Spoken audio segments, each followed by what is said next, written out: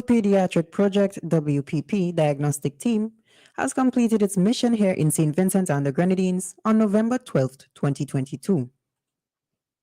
Dr. Chuck Goldfarb and his team, which included hand surgeon fellow Dr. David Wright, anesthesiologist Mark Monteno, and operation room nurse Elizabeth Bretwish, led the mission, which began on November 6th. The mission was a success for the team, which was traveling for the first time in over 2 years as they provided specialist pediatric care to 53 patients from various Eastern Caribbean islands. There were 7 Barbadian patients, 1 Grenadian patient, 3 Kittian patients, 4 St. Lucian patients, 1 patient from Trinidad and Tobago, and 1 patient from St. Vincent and the Grenadines. The week scheduled included 17 surgeries, 12 for regional patients, and 5 for local patients. WPP stated in a press release that it will continue to meet the needs of our children with the Orthopedic Scoliosis Foundation NSF and Dr. Steve Huang from November 27th to December 3rd, 2022. St. Vincent and the Grenadines saw the arrival of the largest single shipment of urea in the island's history from the government and people of Venezuela on November 13th, 2022. Earlier this year, Prime Minister Dr. Ralph Gonsalves pledged to make urea free for all farmers in St. Vincent and the Grenadines after returning from discussions in Venezuela with President Maduro. Agricultural Minister Sabalto Caesar and Venezuela's ambassador to SVG, Francisco Perez, led a delegation including Dr. Jean Saville Cummings and the senior officers of the Ministry of Agriculture to observe the offloading of the vessel. Minister Caesar, in an API live stream, quoted revolutionary Che Guevara. "When the extraordinary begins to be ordinary, then you are sure that you are in a revolution," while declaring that we are officially in a food production revolution in SVG. He encouraged farmers to meet with the owners of unused land and work out lease arrangements so that we can advance the exponential increase in production needed to reduce our food import bill and increase exports. The distribution of the first batch of urea to farmers is expected to begin within the next 48 hours. The Ministry of Agriculture has pledged to provide regular updates regarding the distribution. Still on the local scene, over the weekend, the road in front of the PH Vera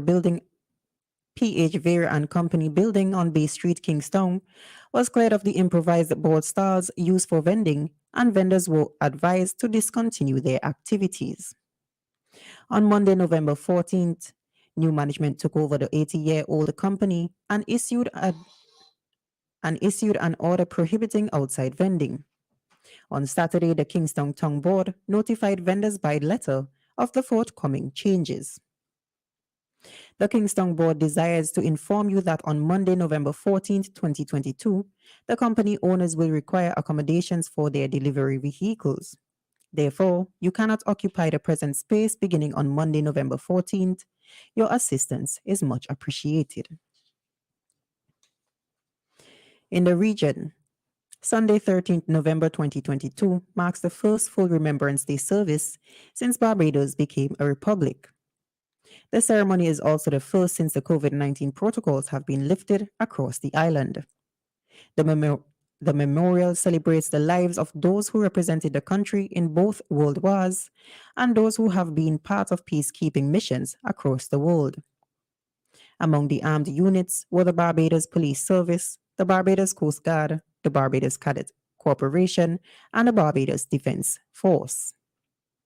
The unarmed units were the Barbados Fire Service, the Barbados Prison Service, the Red Cross Society, Girls Guides, Boy Scouts Association, and the St. John Ambulance Brigade.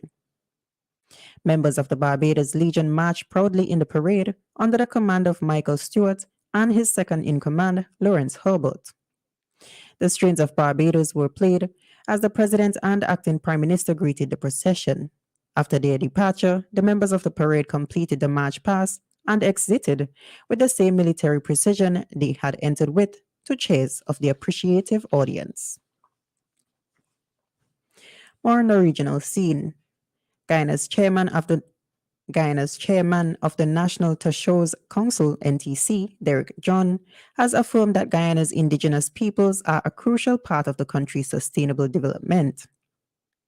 During his address at the United Nations 27th Conference of Parties, COP27, on climate change, he updated participants on how Guyana's indigenous peoples and local communities had engaged with national efforts on the Low Carbon Development Strategy, LCDs, since 2008.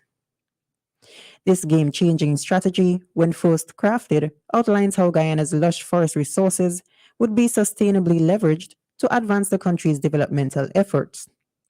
With the return of the People's Progressive Party Civic to government, an updated LCDS has been formulated.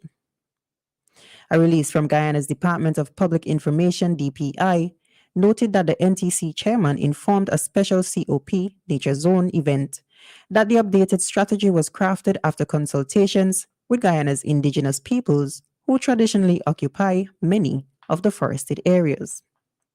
In detail, the release stated, these plans will underpin locally led efforts for investment in priorities identified by villages themselves to progress the overall objectives of LCDs 2030. And on the international scene, the President of the United States, Joe Biden, has promised there will be no new Cold War with China following an appeasing meeting with Chinese President Xi Jinping. It was the first meeting between the two leaders since Mr. Biden took office.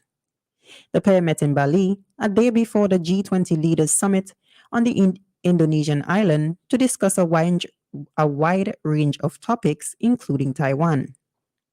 Claimed by Beijing, the self-governed Taiwan counts the U.S. as an ally and has always been a thorny issue in the U.S. to China relations.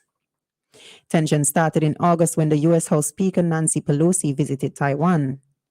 China responded with large-scale military exercises around the island, prompting fears of a possible conflict between the U.S. and China.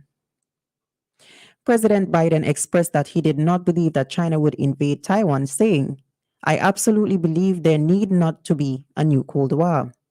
I have met many times with Xi Jinping, and we were candid and clear with one another across the board. I do not think there is any imminent attempt on the part of China to invade Taiwan. This has been WEFM's 3 p.m. News. I have been your presenter, Jessica Klein. Join us again at 5:30 p.m. for WEFM's Evening News, and we thank you for listening.